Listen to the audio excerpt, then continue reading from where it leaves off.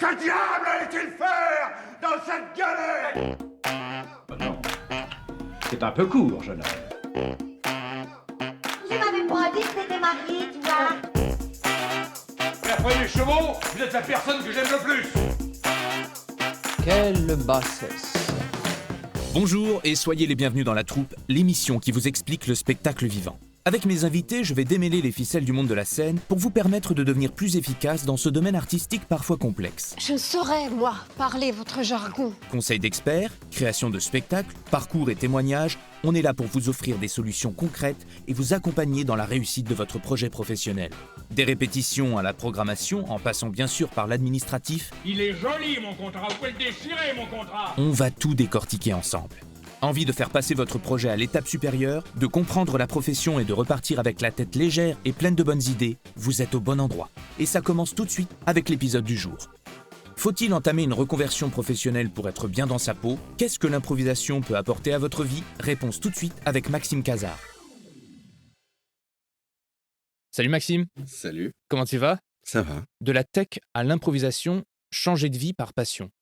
Est-ce que tu trouves que c'est quelque chose qui te définit bien? Ouais, Qui définit bien ton parcours en tout dans cas. tous les cas, ça met en lumière pas mal de changements et de virages qu'il y a eu dans ma vie.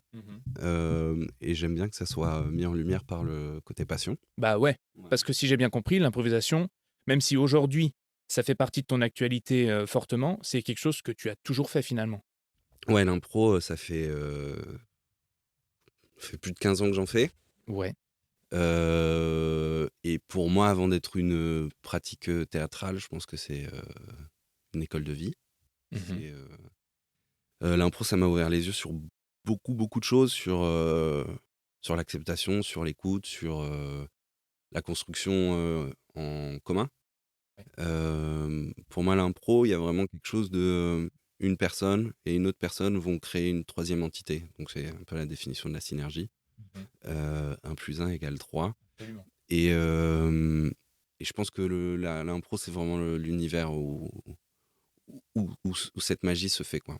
Moi, aujourd'hui, quand je joue de l'impro, je suis à peu près aussi excité que quand je vais, moi, regarder un spectacle. C'est-à-dire que je vais être content, enfin, je suis curieux, excité de me dire quelle histoire on va créer. Ouais. Donc l'adrénaline qui est déjà présente à l'idée de monter sur scène est renforcée finalement par la curiosité de qu'est-ce qui va se passer ce soir. Parce que tu fais un spectacle d'improvisation donc qui s'appelle Méchant, Méchanteux. C'est au public de... Écriture inclusive, méchant.e. Et donc c'est au public de décider finalement dans ce genre de spectacle quelle va être l'histoire qu'on va leur raconter. Ouais, sans trop spoiler pour qu'il y ait quand même un intérêt. Après, c'est de l'impro, donc je crois que même en spoilant, on peut quand même venir le voir. On est 4 comédiens et comédiennes, et absolument tout est improvisé, c'est-à-dire que nous, on arrive sur le plateau, on fait ce qu'on appelle en impro une action qui suffit à elle-même, donc c'est une petite action que tu peux faire tout seul, quoi. Donc on fait chacun la sienne. Tu peux nous donner un exemple?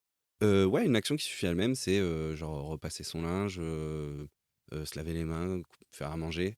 Une action qui ne se suffit pas à elle-même, c'est par exemple passer un coup de téléphone. Il y a besoin de quelqu'un en face pour répondre. Je comprends. Ou faire un tennis, c'est à plusieurs. Ou avoir une discussion, ou serrer la main de quelqu'un, c'est des actions qui ne se suffisent pas elles-mêmes. Tu mets en place une situation initiale finalement. Voilà, chacun fait une action Chacun, qui suffit. Voilà, dans son coin. chacun dans son coin. 2 s'en vont, 2 restent. Ça, pareil, on décide pas qui reste, qui s'en va, c'est un peu au feeling. Et les 2 se connectent et commencent à créer une petite scène. Puis après, on rentre et pendant 20 minutes, on crée du lien, ce qu'on appelle en impro. On tisse des liens, on est le frère de machin, le truc. On met un espace, on met des liens, on met une plateforme. Et au bout de 20 minutes, le spectacle s'arrête.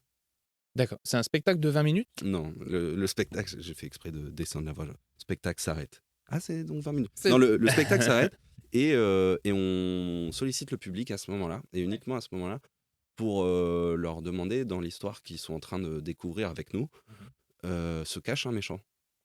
Et d'après eux, c'est qui? Et D'accord. donc, il y a une sorte un peu d'applaudimètre de savoir qui va être le méchant ou la méchante.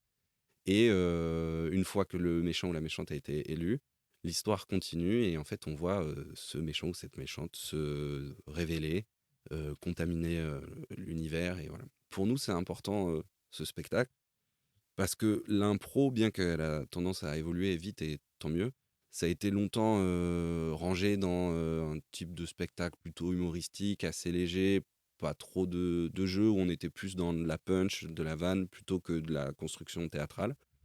Le fait d'aborder la notion de méchant, ça nous oblige, nous, comédiens, à beaucoup plus ancrer les personnages qu'on joue et à jouer des situations beaucoup plus intenses, un peu comme on retrouve dans le théâtre classique, on va dire, hein, quand on prend les Tchekhov ou les Shakespeare ou quoi que ce soit, c'est toujours des gens qui sont un peu torturés.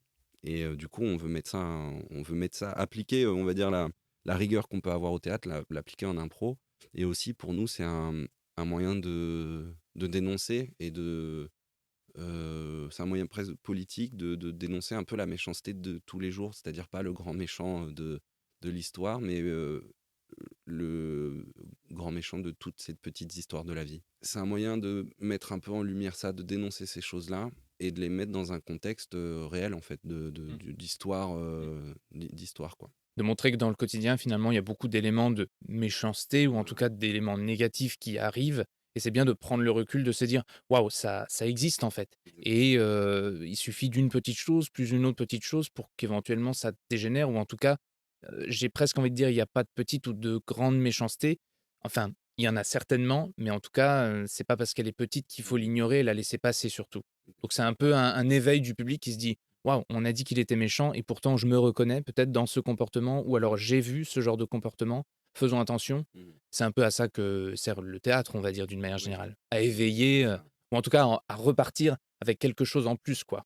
Bah, c'est ça, c'est qu'il y a beaucoup de pièces de théâtre, on va dire, je sais pas si c'est classique, mais en tous les cas de théâtre, où on sort, on s'est pris une grosse claque. Parce que voilà, on a appris des choses, on a vu des choses sous un angle différent, etc. L'idée, c'est avec ce spectacle, c'est de faire pareil, mais en impro. Donc voilà, le pari est risqué, l'enjeu est colossal, mais on est 4 comédiens et comédiennes à essayer chaque soir de relever ce défi-là. Avec des soirs, c'est de l'impro, qui sont parfois plus traumatisants que d'autres, parfois... Pour vous, comédiens aussi ? Ouais, pour nous aussi. Nous, quand on finit ce spectacle, souvent, voilà, au moment du salut, on souffle, on se prend dans nos mains, on se regarde, et on a souvent un mini bord plateau avec le public en expliquant que voilà, c'est intense pour nous aussi. On a parfois enfin voilà, quand on joue, on a des gens dans le public, on entend des réactions, des machins, donc voilà, je pense que oui, en effet, il y a une dimension politique déjà au théâtre de base, et là, je pense qu'on met les 2 pieds dedans à chaque fois, quoi. Et donc, pour mettre en place cette action simple, tout le monde vient avec sa planche à repasser ? Il y a beaucoup d'actions qui suffisent à elles-mêmes, mais ouais, parfois le petit stress, je pense que, en tous les cas, moi personnellement, je crois un des plus gros stress que j'ai par rapport à ce spectacle, c'est quelle va être mon action du début. Souvent, elle se décide à peu près quand le rideau s'ouvre. J'entends les cliquetis du rideau, clic, clic, clic, clic, comme ça, allez, je repasse. On est donc sur de la spontanéité totale, mais c'est la meilleure, certainement, enfin tu le sais mieux que nous, mais je veux dire, la meilleure manière de faire naître ensuite de l'improvisation en restant spontané. C'est spontané, et c'est d'ailleurs aussi pour ça que c'est aussi une bonne école de vie.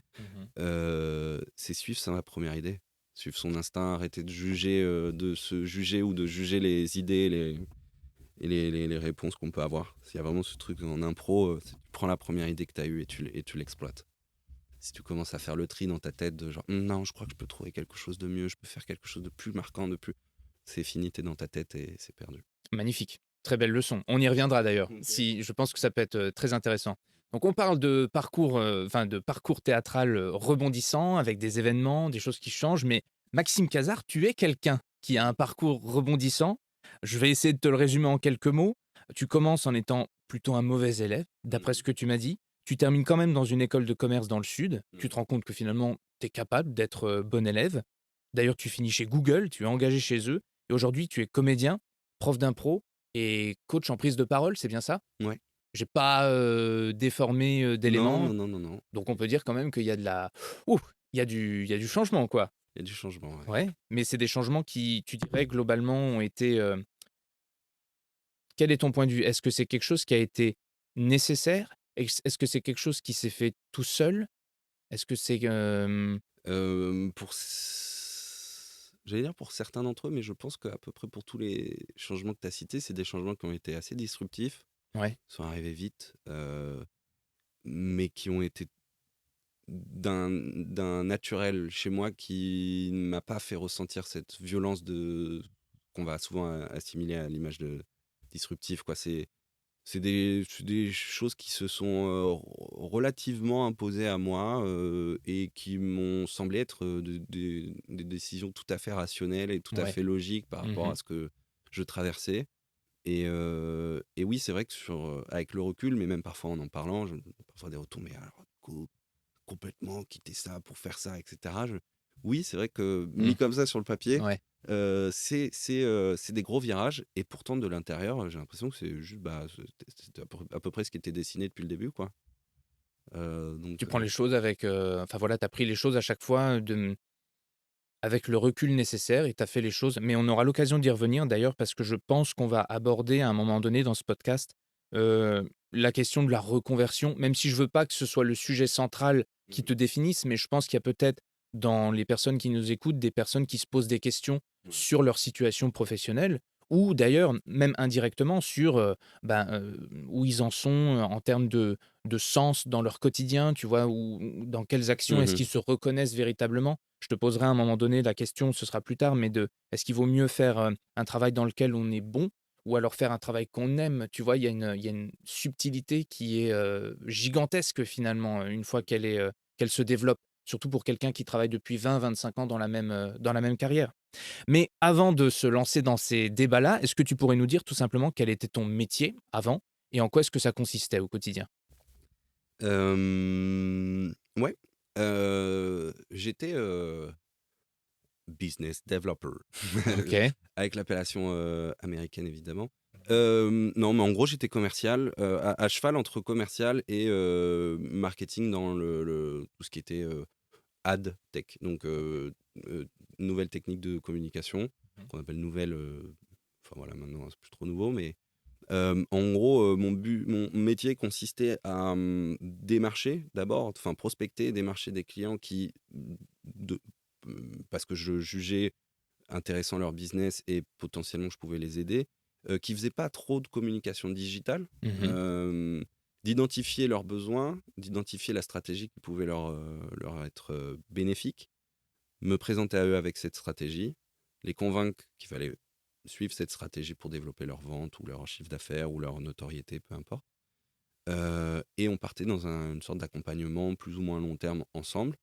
Et moi, je travaillais de pair avec on va dire une personne qui est un peu avec une casquette un peu plus technique, Mmh. qui mettait en place un ensemble de campagnes et voilà. Moi, j'étais plus à la stratégie et j'avais toujours ce wingman, voilà, ce compagnon de route qui lui mettait plus à exécution d'un point de vue vraiment purement technique ces choses-là. Tu arrives avec comment dire? Une solution, en tout cas une Ouais. problématique dans un domaine marketing ou en tout cas digital, en lien avec la communication.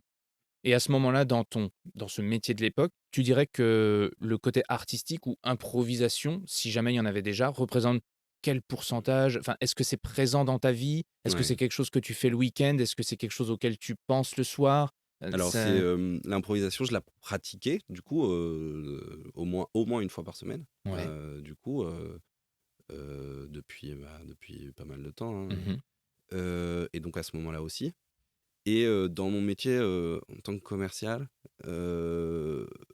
ouais, j'avais souvent besoin enfin, on va dire que j'avais un peu le bagou pour leur parler, j'arrivais à trouver les arguments nécessaires parfois dans des discussions un peu Mmh. bloquées.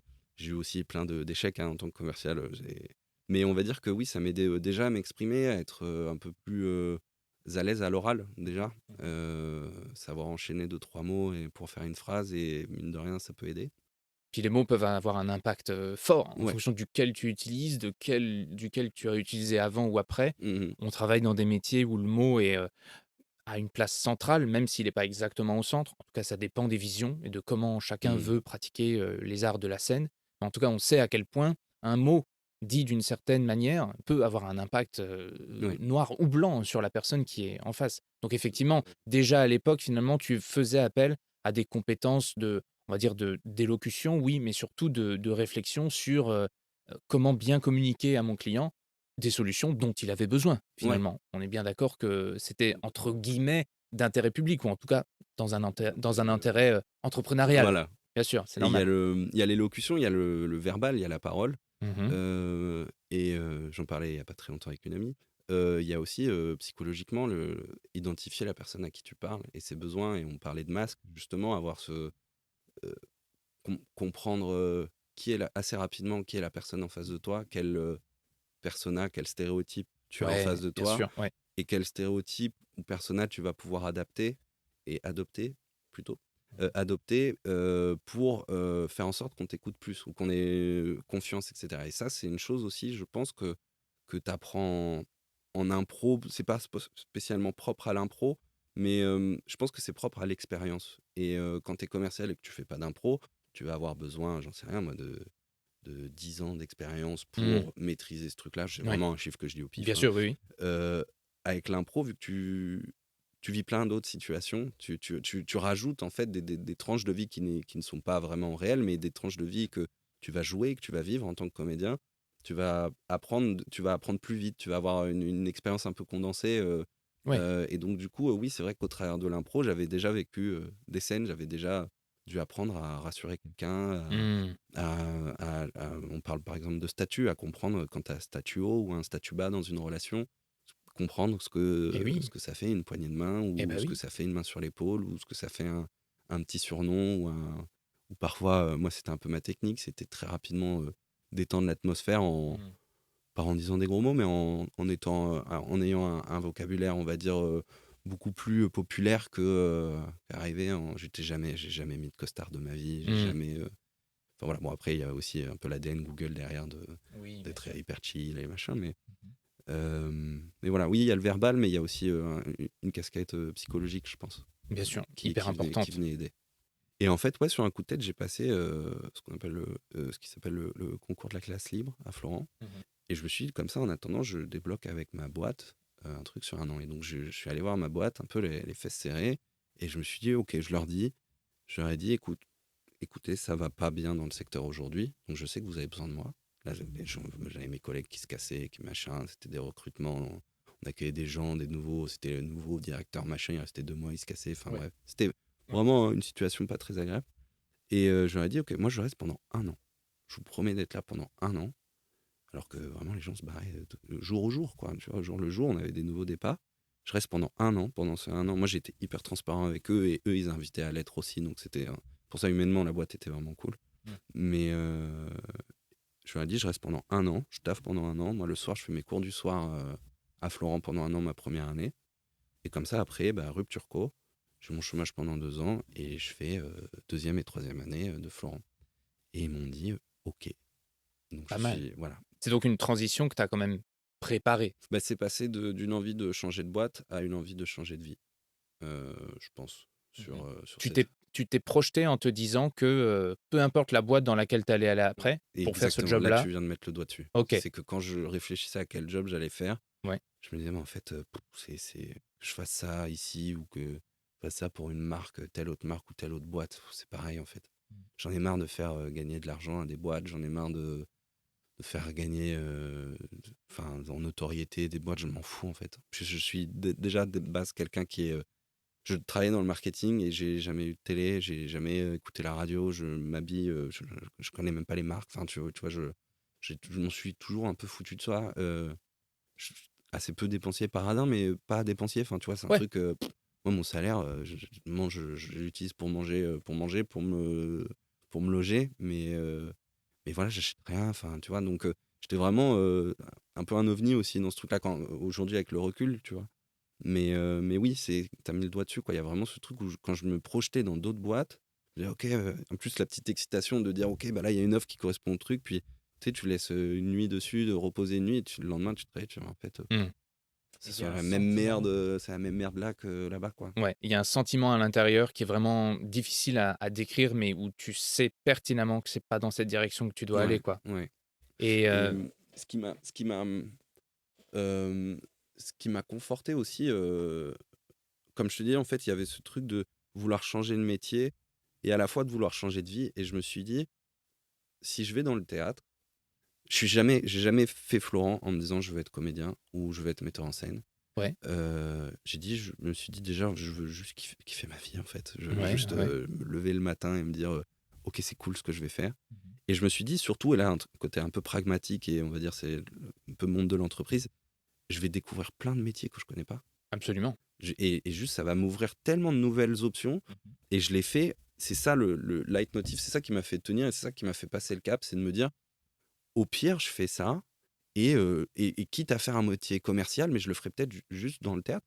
Peut-être être commercial, mais pour faire ce que je faisais, mais pour Billets Réduc, Bien si sûr. je veux rester dans purement la tech, ou être, tu vois, programmateur, enfin vendeur un peu de spectacle ou de trucs comme ça. Enfin, quitte à être commercial, autant le faire dans un autre domaine que pour le moment je connais pas. Et je me suis dit, je vais juste m'ouvrir des voies comme ça. Je vais juste m'ouvrir des options. Et je l'ai fait. Et en fait, j'ai kiffé mettre en scène, j'ai kiffé être acteur. Et donc, du coup, pour le moment, c'est ça qui reste. Et tant que je m'éclate là-dedans, ça reste. Mais j'ai toujours la partie qui est pas très rassurée, pas très confiante en moi. Elle se rattache à des choses assez pragmatiques, qui est juste de dire, si demain, je dois faire un métier, ok, mais je ferai un métier un peu, comment on dit déjà, un métier alimentaire. Quitte à faire un métier alimentaire, je le ferai peut-être déjà dans un secteur que j'aime un peu plus. Bien sûr. Et je suis, en fait, du coup, j'avance dans l'inconnu, mais en étant toujours rassuré d'un plan B, quoi. Tu dirais que tu as eu quand même un déclic vers un. Je ne sais pas si c'est un mot qui est beaucoup utilisé et déformé, mais tu dirais que tu as quand même eu un espèce d'appel à quelque chose qui avait plus de sens pour toi, professionnellement, hein, je veux dire. Ouais,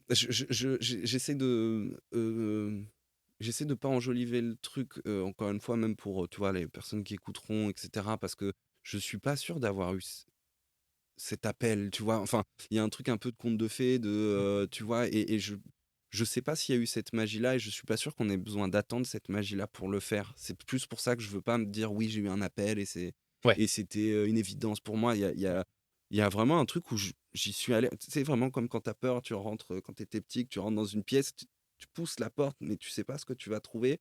Mais il y a toujours un truc qui te dit ok, vas-y. De toute façon, je regarde cette pièce, je la connais. Cette Ouais. pièce, je la connais, il y a rien qui me va. Ouais. Je sais pas sur quoi je vais tomber. Donc, il y a eu un appel, oui, mais pas d'épiphanie, Ouais. pas de trucs de contes de fées, de Disney, de genre c'est ma vocation et je veux faire ça. Et donc, ouais, il y a eu toujours un truc un peu de contrôler. Et c'est pour ça, je pense que ça c'est important de le dire, de pas attendre ce moment-là et pas spécialement chercher ce truc-là, mais juste peut-être le goût du nouveau et le goût de l'inconnu. Un peu plus, quoi. Je te remercie de parler de ça parce que justement, c'était une de mes Ouais. questions. S'il y avait chez toi des. Parce que faire une reconversion, c'est quelque chose. Avoir le sentiment qu'on a besoin d'en faire une, c'est autre chose. Et c'est pas forcément quelque chose de facilement définissable. Et c'est pas non plus quelque chose de facile qu'on intègre facilement dans un train de vie. Toi, tu l'as fait d'une manière vraiment très ordonnée et très bien. C'est-à-dire que tu prenais des cours du soir tout en restant dans ton travail et tu avais déjà anticipé pour tes 2 et 3e années d'études que tu allais pouvoir continuer à toucher le chômage. Donc, Ouais. on vit avec un système qui nous permet de faire ça. Et tant mieux. C'est brillant, tu as bien fait de le faire. Mais quel conseil, par exemple, tu donnes, enfin, pas quel conseil, mais en tout cas, quels symptômes tu avais, toi, dans ton quotidien, qui, avec le recul, te permettent de dire, ouais, là, j'étais clairement dans un état où il fallait que je passe à autre chose. Est-ce que c'était la sensation, est-ce qu'il y avait de la peur quand tu allais au Je pense travail? Est-ce que c'était une que perte de sens dans ce que tu faisais? Enfin, est-ce que c'est une question de fierté? Je pense que c'est différent pour chacun, mais pour toi? ouais, je pense que j'étais malheureux. Ouais, je pense qu'il y a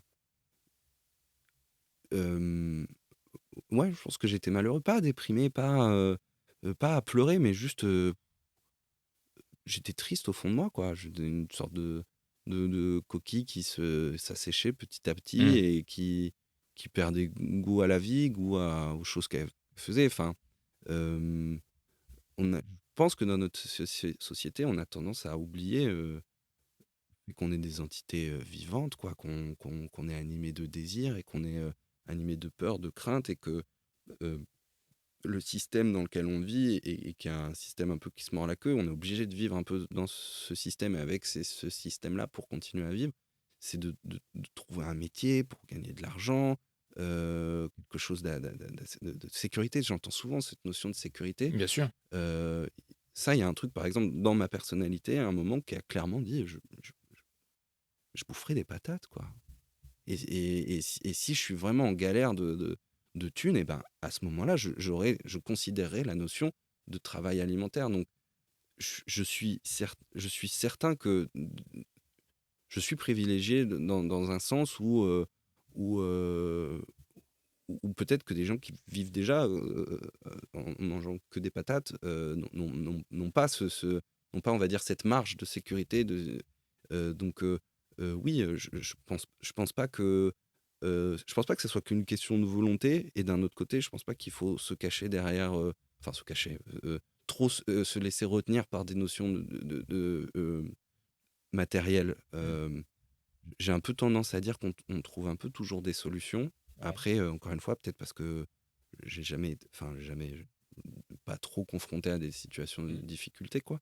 Mais Mais tu avais fort bien anticipé les choses, entre guillemets, quand même. ouais, et comme tu l'as dit, parce que j'avais la chance, parce que j'étais parce que j'ai pu faire une école de commerce, j'ai pu avoir un beau métier dans une bonne boîte, parce que j'avais un peu d'argent de côté, donc ça me rassurait. Je me dis, la personne qui nous écoute et qui a pas tout ça, et je veux dire, et c'est très bien quand même. Enfin, je veux dire, et heureuse, et c'est sûrement elle qui sera même encore meilleure comédienne ou comédien que n'importe qui, mais c'est triste, en fait, je me dis sur mon lit de mort, c'est triste de se dire j'ai pas pu faire ce que je veux parce que fallait que je gagne de l'argent. C'est très juste. Mais du coup, je vais enchaîner avec la question que je te posais, que je t'ai introduit tout à l'heure, qui est la notion de faire un travail dans lequel on est bon ou faire un travail qu'on aime. J'aimerais juste revenir là-dessus avant, peut-être qu'on dérive sur autre chose. C'est quand même fou la place que prend le monde professionnel aujourd'hui dans notre société ou dans nos vies. Euh, et justement, pour faire le point avec ce que tu me demandes, si ce qu'on aime faire, c'est notre métier, j'ai envie de dire, c'est même plus un métier, c'est même plus une vie professionnelle. Moi, ce qui me sidère, en fait, j'ai beaucoup utilisé ce mot-là au moment un peu de ma transition, c'était l'aliénation. L'aliénation. C'est vraiment ce truc quand tu parles et tu mets le doigt dessus et tu me réouvres les yeux sur cette situation-là, mais la place que prend le monde professionnel pour les gens qui, on va dire, vivent pas spécialement de leur passion, mais en fait, c'est affreux, c'est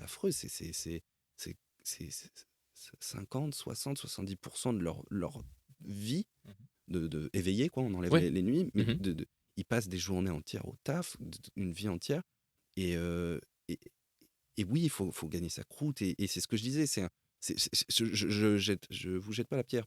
C'est pas pour critiquer les gens qui font ça, parce que souvent on n'a pas le choix, mais c'est juste critiquer plus la société dans laquelle on vit, et je n'ai pas de baguette magique et je ne sais pas ce qu'il faudrait, mais voilà, je sais qu'il y a un système qui se mord la queue, et que juste, en fait, c'est de l'aliénation, c'est que on arrive à se convaincre, et je dis que travailler c'est important pour vivre, et que on en vient du coup à faire des métiers horribles et qui nous dégradent, et je me dis, mais oui, si j'avais su sur mon lit de mort, si j'avais su et que j'ai bossé dans cette boîte, derrière ce bureau toute ma vie, il y a un truc, c'est horrible, et moi, ce qui m'a fait très peur aussi, c'est justement chez Google, c'est avoir ce truc un peu secte, tu vois, un truc un peu genre le métier que tu fais, en fait, c'est ta passion. Moi, il y a combien de fois en entretien ou devant des clients, j'ai dit, ouais, je suis passionné de marketing digital, mais mon cul, enfin, qui est passionné de marketing digital? T'étais dans une phase d'auto-persuasion Ouais, pour puis tenir. et parce que c'est ce que j'aimais bien faire, parce que j'étais pas trop mauvais pour ça, donc je me disais, oui, même moi, ça me rassurait de me dire, je suis passionné de marketing digital, mais quelle crève, c'est Avec le recul, voilà, tu te dis, c'était pas le cas. Genre aujourd'hui, je fais un métier où putain, mais j'ai tous mes sens qui sont à table, quoi, tout le temps. Je compte pas mes heures, je suis constamment épuisé physiquement et mentalement, mais de la bonne fatigue. Enfin, tu vois, je sens que je donne tout, et j'ai jamais ressenti ça dans un métier un métier poubelle, tu vois, dans un métier alimentaire. Et, et je pense que c'est ça. Je pense que j'ai fait le choix à un moment de dire, je pense que c'est ça. J'ai fait le choix à un moment de dire, ma vie professionnelle va prendre moins de place dans ma vie. Euh, et c'est ce choix-là que j'ai fait. Avant de vouloir changer de carrière ou quoi, c'est que j'ai décidé que ma vie professionnelle prendrait moins de place dans ma vie. Mais tu sais, il y a un truc aussi, c'est que, par exemple, tu as cité d'autres métiers avant, tu dis, qui peut être passionné par le marketing digital? Alors effectivement, c'est Pardon pas pour les passionnés de digital marketing. on les salue. Mais ce que je veux dire par là, c'est que on peut ne pas forcément être en accord avec le métier qu'on a. Parce qu'il y en a des passionnés de décoration, etc. Enfin, de tous les domaines. Et je sais que de toute manière, tu le penses aussi fort que moi. Ce que je veux dire par là, c'est que c'est important de s'accorder, en fait, avec ce qu'on décide de faire au quotidien. On travaille dans le domaine du spectacle vivant. On sait, toi et moi, que compter ses heures, ce serait idiot parce qu'en fait, le modèle sur lequel, ça repose fait qu'on est obligé d'être en permanence en alerte et sur le qui-vive.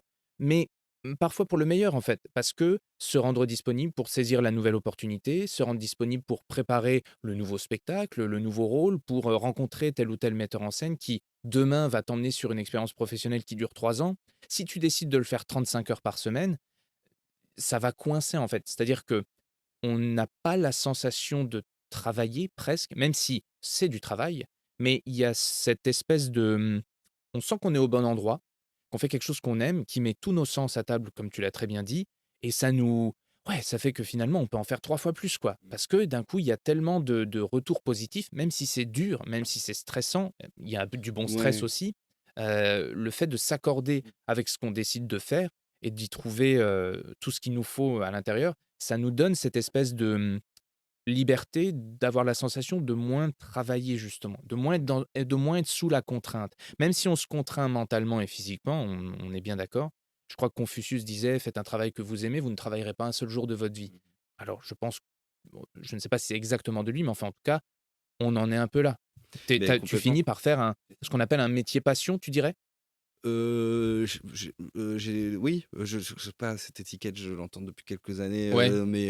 mais oui, mais tu vois, Non, on par l'enlève. exemple, Voilà, elle non, n'existe non, mais plus. par exemple, tu disais, oui, tu mettais à un moment, dans ce que tu viens de dire, en parallèle, une charge de travail et un objectif, on va dire presque concret, tacite, qui va parler aux gens qui sont justement dans le monde de l'entreprise. Ok, je passe des heures parce que peut-être j'ai tel producteur ou tel metteur en scène qui va me voir, qui va machin, mais il y a aussi, en fait, il faut pas, je pense qu'il faut pas se leurrer. Euh, Notre cerveau est en constante, tu vois, activité. Et quand je travaillais chez Google, ou chez Vectory ou machin, j'avais mon cerveau qui continuait à penser aux choses que j'avais fait dans la journée. Euh, Là, moi, je parle même juste sans mettre en parallèle quel va être l'objectif peut-être notable et concret. Juste me dire, en fait, aujourd'hui, mes pensées, mon énergie, elle va vers la pratique théâtrale. Et j'en parle souvent avec mes potes, d'ailleurs, que je vois beaucoup moins maintenant que quand je bossais chez Google, parce qu'en fait, j'ai des horaires de fou, enfin, j'ai plus de week-end, j'ai plus de machin. Mmh. Mais à chaque fois, je leur dis, ouais, j'ai beaucoup de boulot en ce moment. Et presque à chaque fois, je dis, enfin du boulot, enfin, je fais des répètes, quoi. Et tu vois, il y a vraiment ce truc où je me dis, mais oui, c'est du boulot, oui, il y a de la fatigue physique, il y a de la fatigue mentale, tu donnes beaucoup, mais putain, on fait des répètes, quoi. Enfin, pour avoir connu le monde où tu es derrière un ordi à vendre des solutions digitales à un Carrefour qui s'en fout, ouais, là, en fait, là, j'avais le sentiment que je bossais. Là, Ouais. j'avais le sentiment que je trimais. Et encore, voilà, là, je pense encore une fois, très privilégié, même avec ce métier-là, comparé à d'autres métiers qui sont beaucoup plus contraignants. Mais alors qu'aujourd'hui, j'ai juste plus cette sensation de travailler. Oui, je fournis beaucoup d'efforts, oui, je travaille dans un sens, on va dire, plus philosophique du terme, quoi. Je m'efforce à la tâche. Je ne travaille plus, je m'efforce à la tâche, ouais. Mmh. Mais et j'ai même décorrélé un peu maintenant du métier que je fais, enfin du temps que je passe dans mes journées à un potentiel objectif. Parce que ça aussi, on le sait, en tant que comédien, tu peux vite bader si tu commences à chaque fois te dire, ok, je fais cette répète parce que peut-être dans la salle, il y aura quelqu'un qui est... Bon, après, tu vis Ouais, ouais. tu vis d'espoir un peu tendre, quoi. Mais Non, aujourd'hui, je considère plus que je travaille. Je passe beaucoup de temps, mais du coup, je pense qu'elle est là aussi la différence, même moi, psychologique dans mon quotidien, quoi. Je suis heureux, quoi, en fait. C'est magnifique, c'est magnifique. Et concrètement, du coup, en quelques mots, ton activité aujourd'hui artistique, elle s'étale entre guillemets dans quel domaine? De quoi est composée ton activité artistique en ce moment, par exemple? En gros, je fais des répètes pour des pièces, on va dire un peu, je dis classique plus par opposition au théâtre, plus que par le style classique Oui, d'accord. théâtral. Mais on va dire, je suis comédien dans des pièces, donc j'ai des répètes pour ça. Euh, j'ai des répètes aussi pour l'impro. Je prends des cours, enfin je suis dans des groupes de travail d'impro, etc. Et je prends des cours, on peut dire ça. Euh, je donne des cours d'impro, je donne des cours aussi d'art dramatique ou d'éveil culturel, on va dire, parce que c'est plus pour des enfants, donc donner des cours d'art dramatique à des enfants de 8 ans, je pense que c'est surtout c'est de l'éveil culturel. En vrai, ils travaillent des petits bouts de texte, des machins, donc oui, c'est du Oui, théâtre. ça serait dire qu'on fait de l'architecture avec des Lego. Oui, voilà.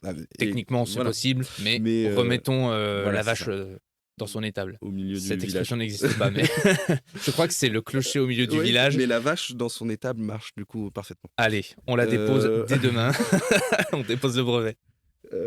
Du coup, oui, je donne des cours, je prends des cours, je suis comédien, donc je fais des répètes.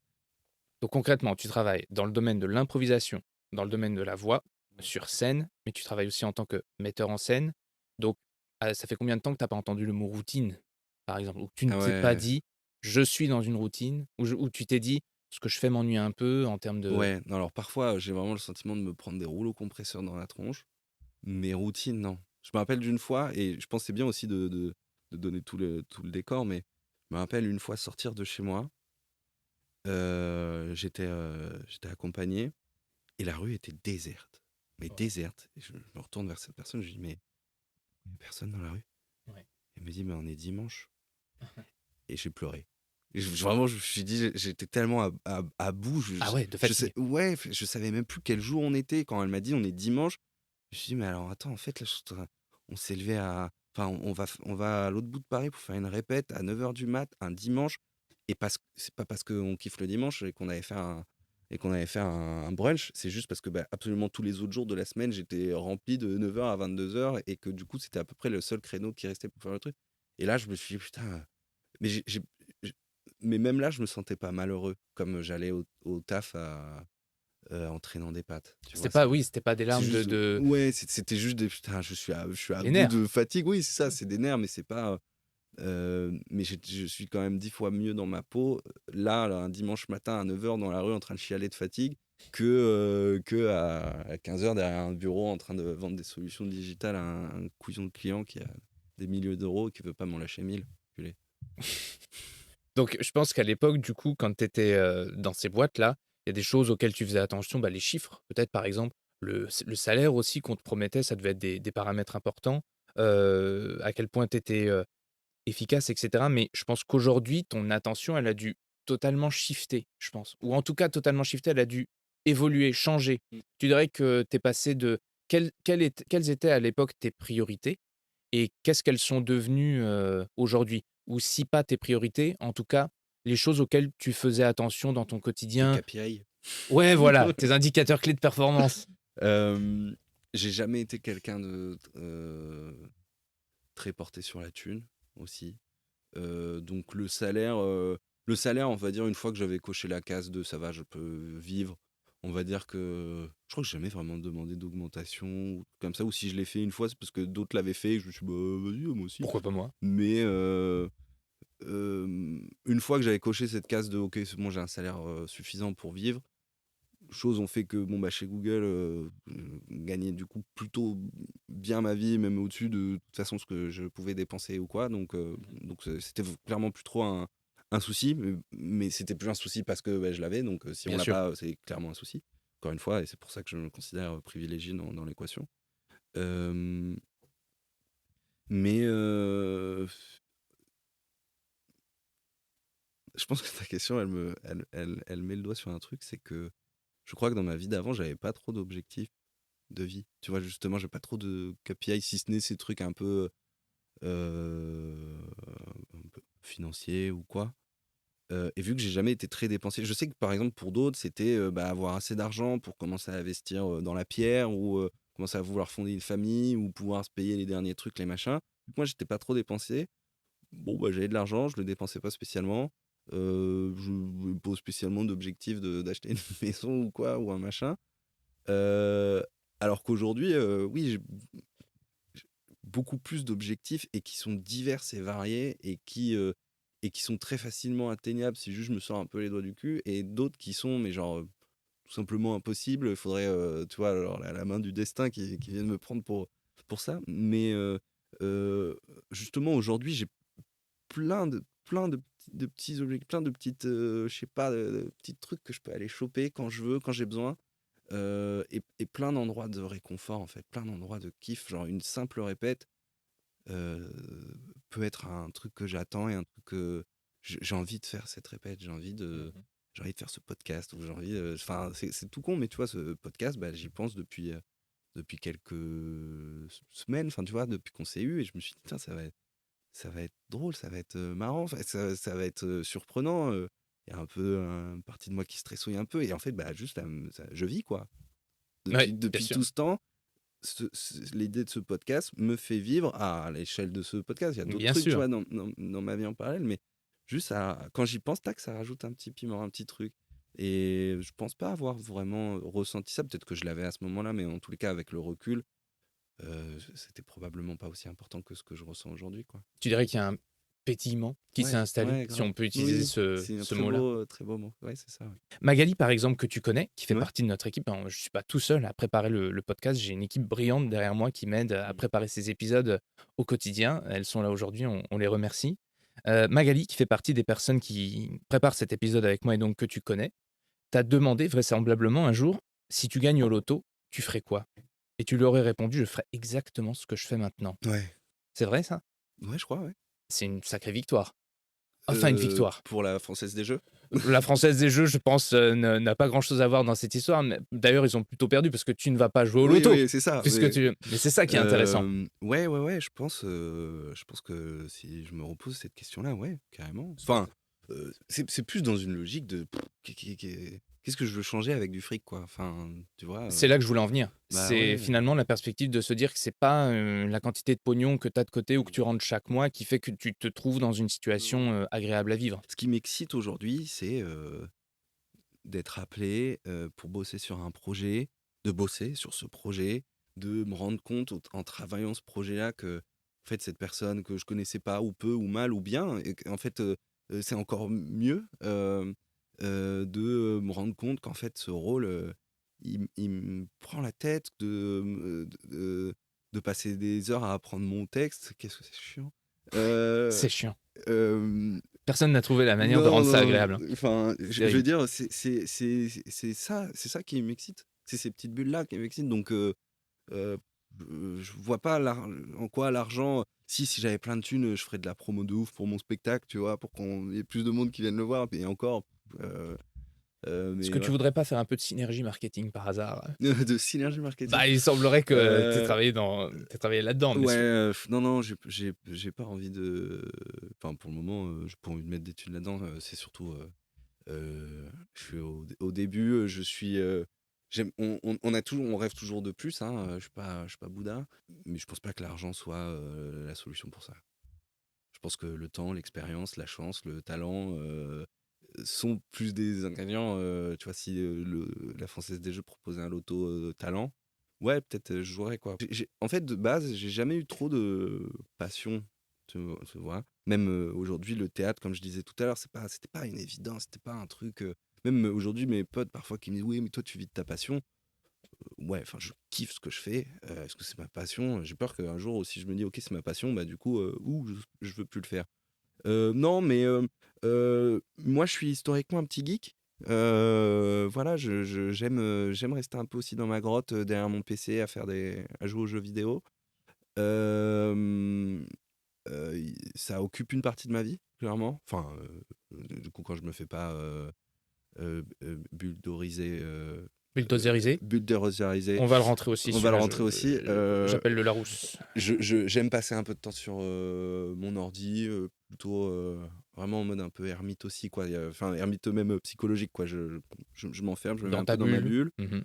Mhm. Ça t'empêche pas d'enquiller des semaines de 80 heures la semaine d'après, quoi. Oui, ou même pendant, quoi. Parfois, parfois, ça vient rajouter une petite dizaine d'heures à ces 80. Voir mes amis trop peu à mon goût en ce moment. Bah après, moi, j'arrive à un âge où là, j'ai tous mes amis qui tombent enceintes, qui accouchent, qui achètent des maisons, des machins. Donc, c'est des conversations où t'étais parfois, oui, donc moi, j'ai acheté tel appart, et puis le bébé, il va pouvoir machin. T'es là, genre, moi, j'ai fait une répète aujourd'hui. C'était bien. Enfin, tu vois, il y a ce truc où parfois, je suis un peu décoré, mais c'est vraiment un groupe d'amis. Ils sont exceptionnels, donc je me sens toujours bien avec eux. Mais du coup, oui, voir mes amis, évidemment, pas autant que je voudrais et pas aussi souvent qu'avant. Voir un peu la famille, en vrai, je commence à avoir fait le tour. De ta famille? Non, horrible. Je les connais bien, en fait. C'est pour ça, Non, quand non, tu l'as dit. Non, je commence à avoir fait le tour des choses que je fais. Ah oui, d'accord. De ce qui occupe mon temps. Genre, après, je dors, je mange. Tu fais ça? Ouais, parfois les dents, mais non. Sans transition aucune, Mhm. sans rapport. Enfin, si, on parle de la vie quand même. On parle dans quoi l'improvisation peut être l'école de la vie. Quelle qualité, bon, que tu avais déjà sollicité dans ton précédent métier, mais tu dirais que faire de l'improvisation, peut-être faire du théâtre, même en général, même si c'est pas tout à fait la même chose, mais en quoi, quelle qualité t'apporte le fait de faire de l'improvisation à toi, et surtout, et c'est peut-être le plus important, quelle qualité tu remarques que ça ouvre ou que ça offre aux gens qui commencent à en faire ou ouais, qui commencent à découvrir ce travail-là? Euh, C'est une question complexe, hein, j'en ai conscience, tu peux prendre ton temps Ouais, pour y... complexe parce que complexe plus parce que j'ai peur d'oublier quelque chose, tu vois, parce que pour moi c'est tellement riche, mais ce que ça offre à des gens qui vont s'y mettre ou qui s'y mettent, qui en font, c'est déjà l'écoute, apprendre à écouter, euh, apprendre à. Il y a un mélange de confiance en soi, Mhm. mais qui est souvent. Je parlais avec une mère d'un de mes élèves qui m'a dit depuis qu'elle bip, ah comment je vais pas citer son nom le pauvre, au cas où, il change, il a confiance en lui, il parle, il machin, etc. Donc j'étais mon ego à un moment content, j'étais flatté, j'étais surtout content pour lui. Je pense que c'est pas que l'impro aussi, hein, il arrive à un moment charnière de sa vie où il a envie aussi lui de sortir, mais en tous les cas il y a un truc ouais, de confiance. Mais c'est pas de la confiance, il faut faire attention que ça soit pas la confiance le melon, quoi, hein, tu vois ce que je veux dire.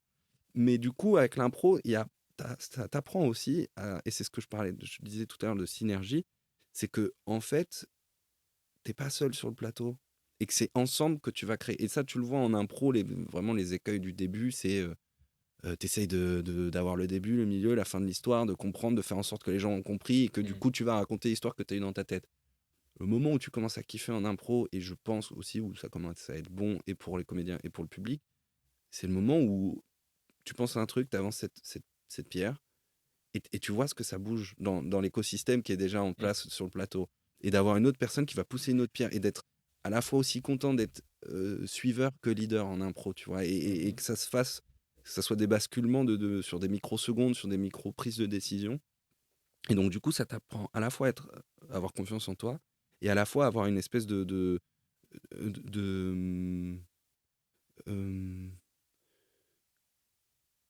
confiance dans le groupe aussi, de confiance en l'autre, et de savoir que c'est ensemble que tu vas Ouais, créer, tu vois. t'appartiens à l'ensemble, Une sorte d'humilité, un peu. C'est à la fois confiance en toi et à la fois une humilité.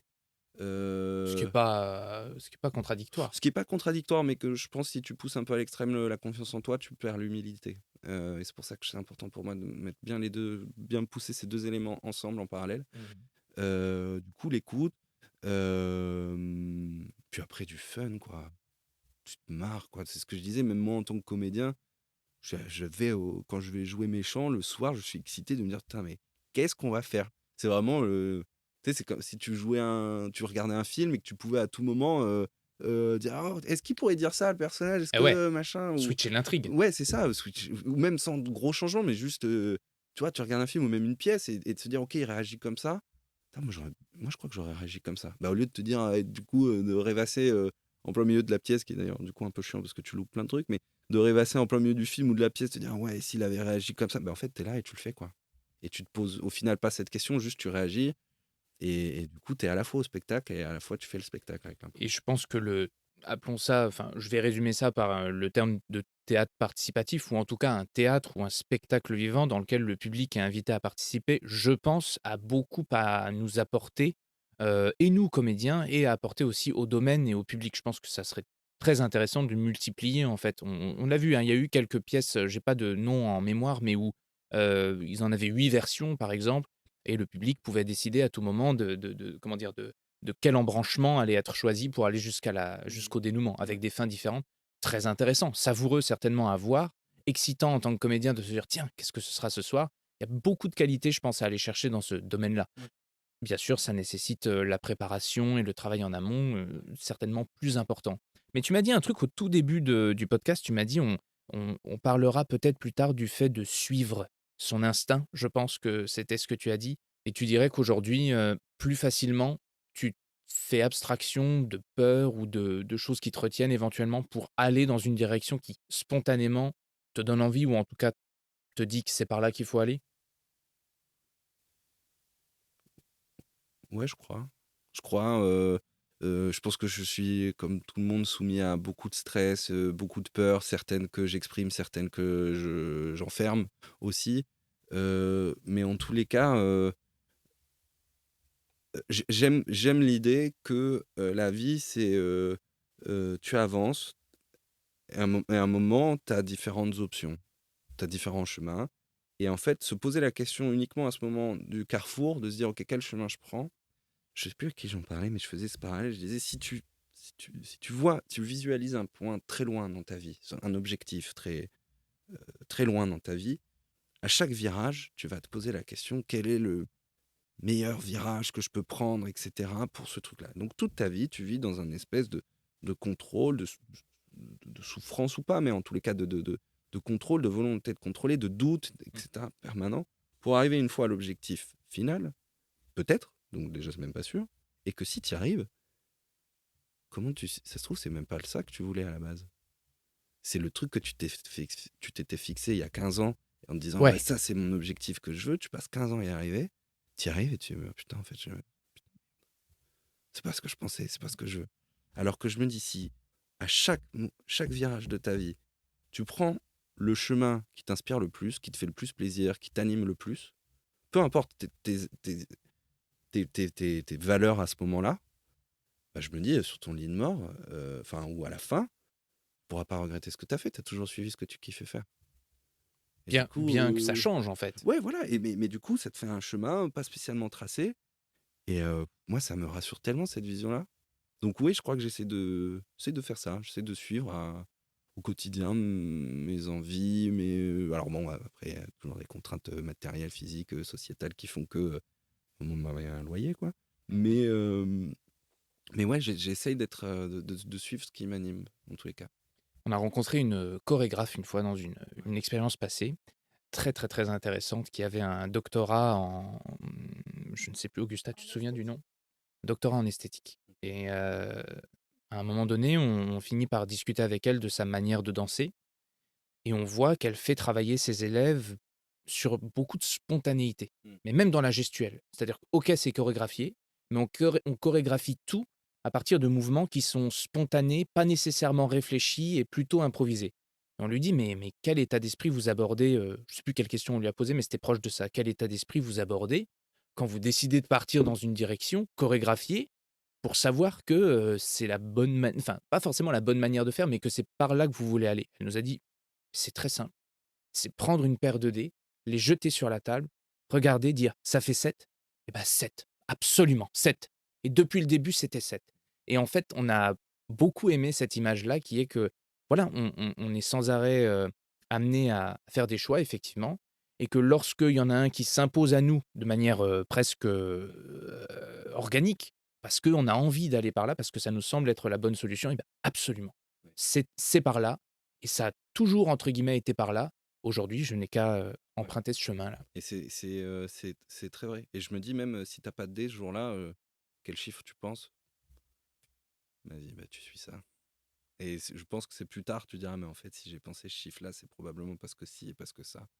Mais oui, je suis complètement aligné avec ça. Suivre, suivre un truc, quoi. Enfin, plutôt que de se poser la question de tout ce que je peux faire et que là, ça va le faire, là, ça va pas le faire, là, ce machin.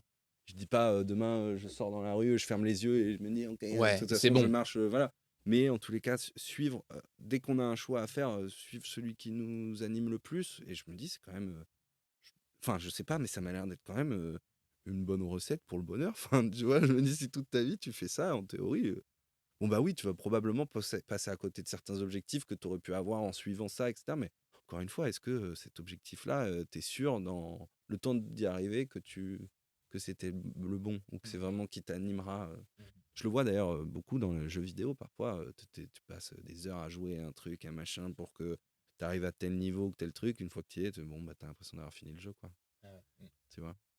Maxime, est-ce que tu veux ajouter quelque chose? Est-ce qu'il y a un domaine qu'on n'a pas abordé, une leçon pas une leçon de vie, je veux dire une qualité de l'impro qu'on n'a pas abordé, hem, quelque chose en rapport avec le fait de passer d'une étape à une autre, quelque chose qu'on n'aurait pas évoqué?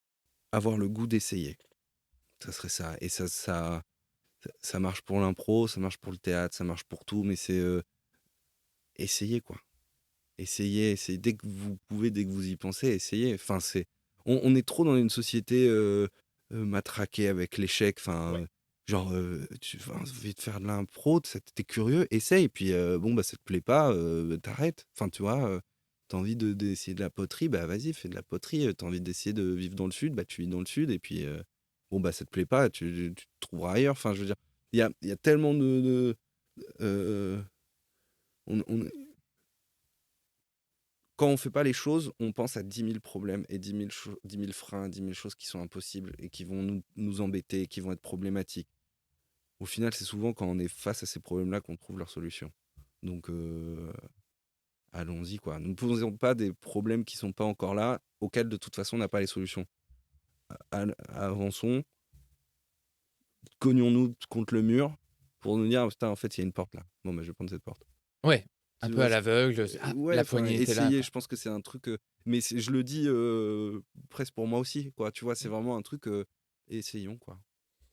Est-ce qu'on n'est pas tellement dans la course à l'efficacité, à la performance, à aller contre l'échec qu'on se prive un peu plus aujourd'hui d'essayer parce que une fois qu'on a trouvé la chose qui marche, il faut absolument rester absolument qui dit enfin, je veux dire, Oui, c'est ça. c'est pas une doxa, c'est pas un truc qu'on doit penser, mais je veux dire, on pense parfois ça à tort. C'est exactement j'allais dire le schéma que je t'ai montré tout à l'heure, mais en fait, c'est une table et je l'ai fait avec mes doigts. Mais ce truc tu vois, d'objectif final, on pense résultat.